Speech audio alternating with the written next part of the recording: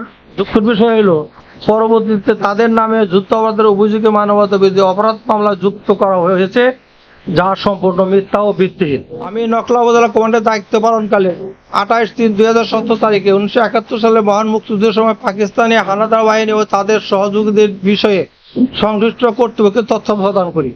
সে সময় আমাদের জন্য তথ্য অনুযায়ী নকলা উপজেলা জীবিত কোনো আলবদ রাজাকার সম্পর্কে আমাদের কাছে নির্ভরযোগ্য কোনো তথ্য ছিল না। এই বিষয়টি আমরা স্পষ্টভাবে জানিয়েছিলাম। পরবর্তীতে 2017 সালে মে মাসে আন্তর্জাতিক অপরাধ ট্রাইব্যুনাল সংস্থা কর্মকর্তা মনোরা বেগম একটি তালিকা নিয়ে আমাদের কাছে আসেন। আমার তৎকালীন রাজনৈতিক ও প্রশাসনিক চাপের পরিস্থিতিতে এই তালিকায় আমাদের স্বাক্ষর নেওয়া হয়। নগদ নিয়ে এলো হার না মানা হার অফার। সর্বনিম্ন 10,000 টাকা রেমিটেন্স নগদে পাঠালে থাকছে স্বর্ণের হার জেতার সুযোগ। সেই তালিকায় বিএনপি নেতা সাবেক মেয়র মুখলিসুর রহমান তালা ও বিএনপি নেতা অ্যাডভোকেট AK-M আকরাম হোসেন এবং নকলা হাজী আহমদ কলেজের সাবেক প্রফেসর SM আসিফুর ফারুক সহ 60 জনের নাম তালিকাভুক্ত ছিল। আমি ব্যক্তিগতভাবে এই 3 জনকেই দীর্ঘদিন ধরে চিনি। আমাদের পারিবারিক, সামাজিক ও ব্যক্তিগত পরিচয় সম্পর্কে আমার প্রত্যক্ষ কোনো ধারণা রয়েছে। আমার ব্যক্তিগত জ্ঞান স্মৃতি অনুযায়ী মহান মুক্তিযুদ্ধের সময় তাদের এমন বয়স ছিলেন যে তাদের রাজাকার আলবদর বা এই ধরনের কোনো বাহিনীর সঙ্গে সম্পৃক্ত থাকার বিষয়টি আমাদের কাছে বিশ্বাসযোগ্য নয়।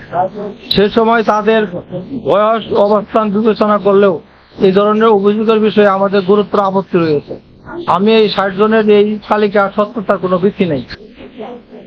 আমার দুঃখের বিষয় হলো পরবর্তীতে তাদের নামে যুদ্ধ অপরাধের অভিযোগে মানবতাবিরোধী অপরাধ মামলা যুক্ত করা হয়েছে, যা সম্পূর্ণ মিথ্যা ও ভিত্তিহীন।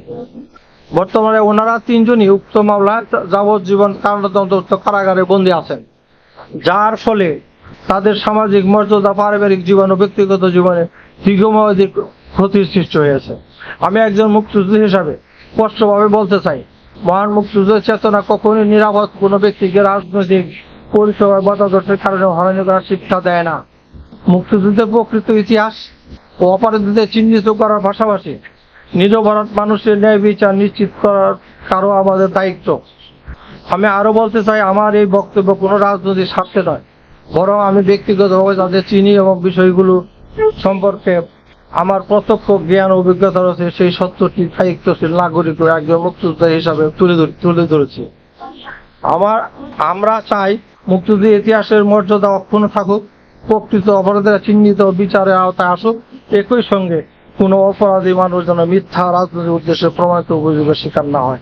আমি সংশ্লিষ্ট সকলের কাছে নিরপেক্ষ তদন্ত, সত্য উদ্ঘাটন, ন্যায় বিচার নিশ্চিত করার জন্য জোর দাবি জানাচ্ছি।